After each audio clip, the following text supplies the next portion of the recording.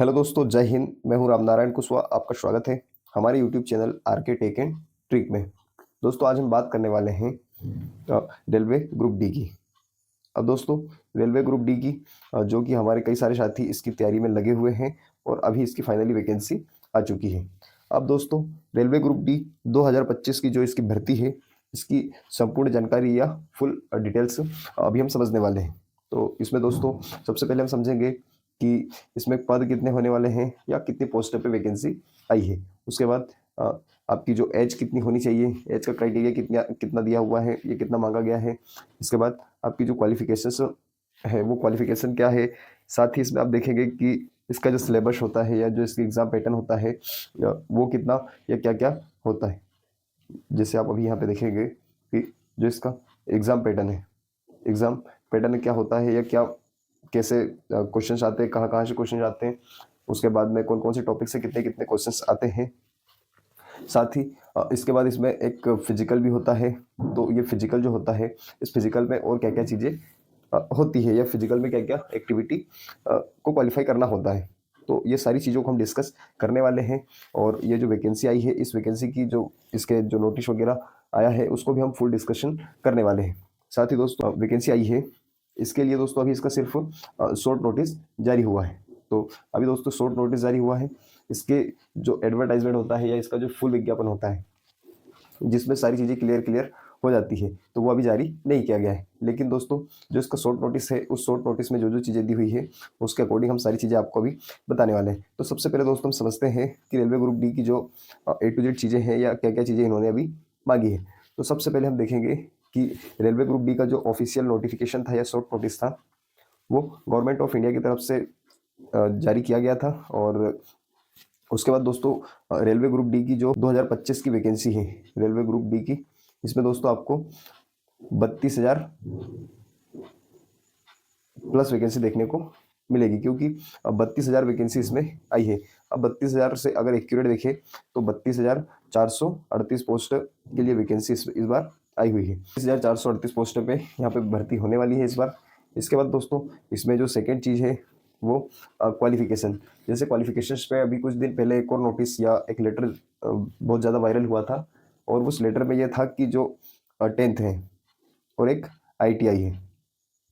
अब दोस्तों, ये जो 10th है और ITI, अब इसमें क्या था कि पहले ऐसा था कि जो ग्रुप डी की जो वैकेंसीज थी या लेवल फर्स्ट की जो वैकेंसीज थी, इसमें क्या होता था कि ITI जो टेक्निकल पोस्ट होती थी या टेक्निकल के लिए जो पोस्ट होती थी उसमें ITI होना कंपलसरी था। और जो ऐसी ही वैकेंसी थी जो नॉर्मल थी, उसमें 10th बेस पे उसका फॉर्म अप्लाई हो जाता था। लेकिन इस बार दोस्तों जो गवर्नमेंट ने किया है, उसमें जो नोटिस था उसमें ये चीज़ बताई थी कि जिसके पास 10th है, 10th या ITI, तो अगर आपके पास 10th है तब भी आप ग्रुप डी की सभी पोस्ट के लिए अपना फॉर्म अप्लाई कर सकते हैं।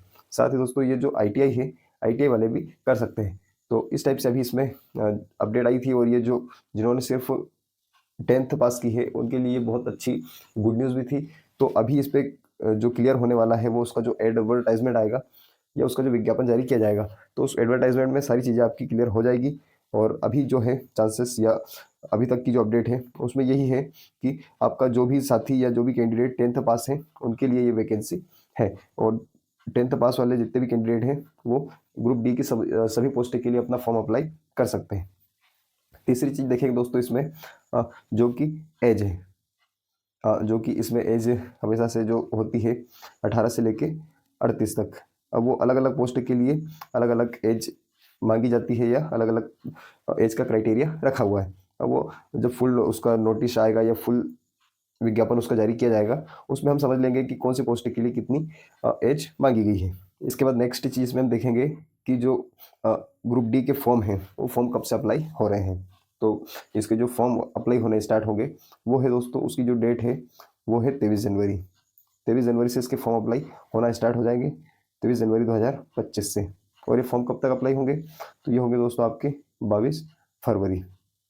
22 फरवरी के 11:59 तक आप इसको 11:59 PM तक आप इसके फॉर्म अप्लाई कर सकते हैं। यानी कि दोस्तों आपके पास 1 महीने का टाइम रहेगा। तो आपको 1 महीने में इन फॉर्म्स को अप्लाई करना है। इसके बाद जो फॉर्म अप्लाई होंगे तो इसकी जो फीस वगैरह है, तो इसकी जो फीस है, फीस पे भी डिस्कस कर लेते हैं दोस्तों। इसकी फीस का जो बताया गया है वही वो है कि जनरल और ओबीसी के लिए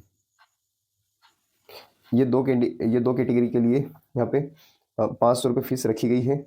और जो ST SC PWD, यहाँ पे हम देख लेते हैं ST SC PWD और जो एक्स सर्विसमैन है, साथ ही जो वोमेंस है, इनके लिए दोस्तों, इन सभी के लिए 250 रुपये या 250 रुपये फीस यहाँ पे रखी गई है। अब दोस्तों ये फीस का तो आपको पता है कि जो रेलवे विभाग है, यहाँ पे जितनी भी फॉर्म अप्लाई में फ़ीस लगती है वो आपको रिटर्न मिल जाती है। लेकिन ये रिटर्न कब मिलती है?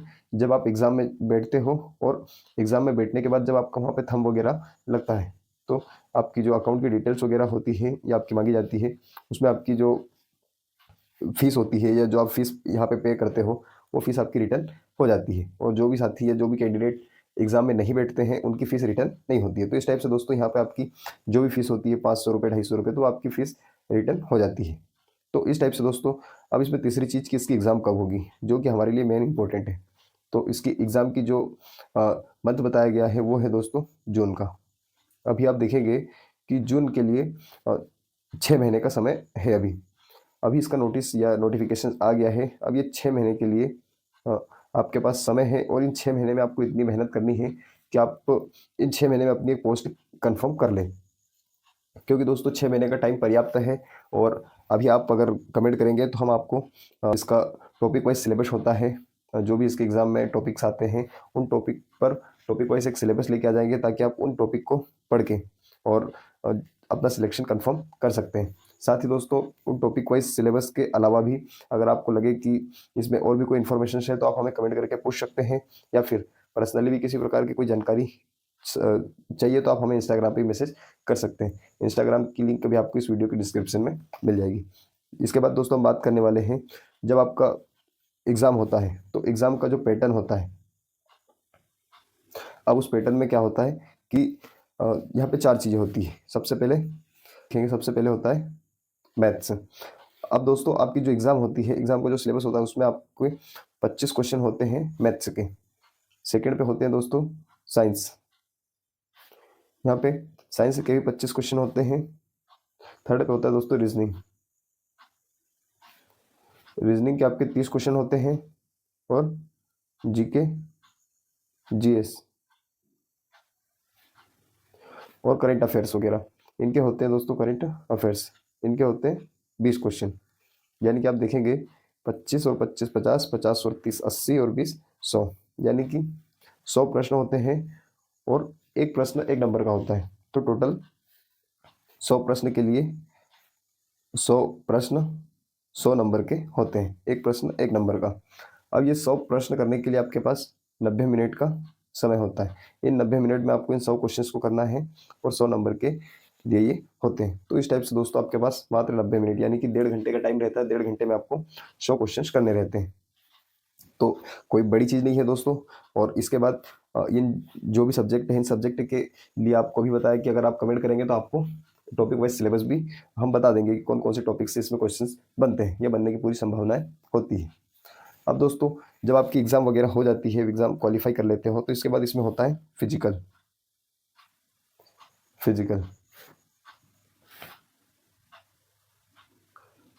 अब दोस्तों ये जो फिजिकल होता है, इस फिजिकल में क्या क्या चीज़ें होती है, तो यहाँ पे बॉयज़ और गर्ल्स के लिए, दोनों के लिए अलग अलग क्राइटेरिया रखा गया है। तो यहाँ पे हम बना देते हैं बॉयज़, यहाँ पे होती है गर्ल्स। अब बॉयज़ के लिए 35 kg की एक रेत की बोरी होती है, उसको उनको लेकर के 100 मीटर चलना होता है।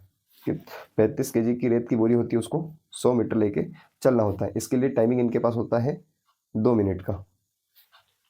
35 kg 100 मीटर लेके चलना है 2 मिनट में। इसके बाद एक इवेंट ये होता है बॉयज़ के लिए। इसके बाद सेकेंड चीज़ होती है, वो होती है दोस्तों रनिंग। तो यहाँ पे 1 किलोमीटर की रनिंग होती है और इसके लिए टाइमिंग होता है 4 मिनट 15 सेकेंड, जो कि बहुत ज़्यादा टाइमिंग होता है। 4 मिनट में 1 किलोमीटर रनिंग करना है और 35 kg वजन को 100 मीटर लेकर के जाना है 2 मिनट में। तो ये होता है इसका फिजिकल। अब इसका फिजिकल दोस्तों ये बॉयज़ के लिए है और ये फिजिकल बहुत आसान है, इतना आसान इसका फिजिकल होता है। अब इसके अलावा दोस्तों ये तो हो गया बॉयज़ के लिए। अब गर्ल्स के लिए क्या होता है, तो गर्ल्स के लिए समझते हैं। गर्ल्स के लिए जो फिजिकल होता है सेम इसमें भी रेत उठानी रहती है और रनिंग करनी रहती है। तो जो रेत उठानी रहती है उसका वजन होता है 20 केजी, यानी कि 20 किलोग्राम रेत की एक बोरी को उठा करके आपको 100 मीटर ले जाना है, और इसके लिए आपको टाइमिंग 2 मिनट का मिलेगा। तो बॉयज़ के लिए 35 केजी था और गर्ल्स के लिए 20 केजी, लेकिन दूरी सेम थी, 100 मीटर दोनों के लिए, और टाइमिंग भी 2 मिनट का दोनों के लिए था। इसके बाद जो रनिंग होगी, तो रनिंग में गर्ल्स के लिए भी 1 किलोमीटर की रनिंग होती है। 1 किलोमीटर की रनिंग के लिए गर्ल्स के पास 5 मिनट 40 सेकंड का टाइम होता है। 5 मिनट 40 सेकंड में आपको ये रनिंग कंप्लीट करनी होती है। तो इस प्रकार से दोस्तों इसका एग्ज़ाम पैटर्न, उसके बाद इसका जो फिजिकल है, फिजिकल फिजिकल इसका सिलेबस, और ये सारी चीज़ें होती है। दोस्तों कैसी लगी आपको ये जानकारी, फुल इन्फॉर्मेशन आप हमें कमेंट करके ज़रूर बताना। साथ ही जो भी आपका साथी मित्र जो भी तैयारी कर रहे हैं रेलवे ग्रुप डी की, उन तक के वीडियो को जरूर पहुंचाना, और ऐसे इंटरेस्टिंग जानकारी के लिए हमारे इस चैनल को सब्सक्राइब जरूर करें। जय हिंद, जय भारत, भारत माता की जय।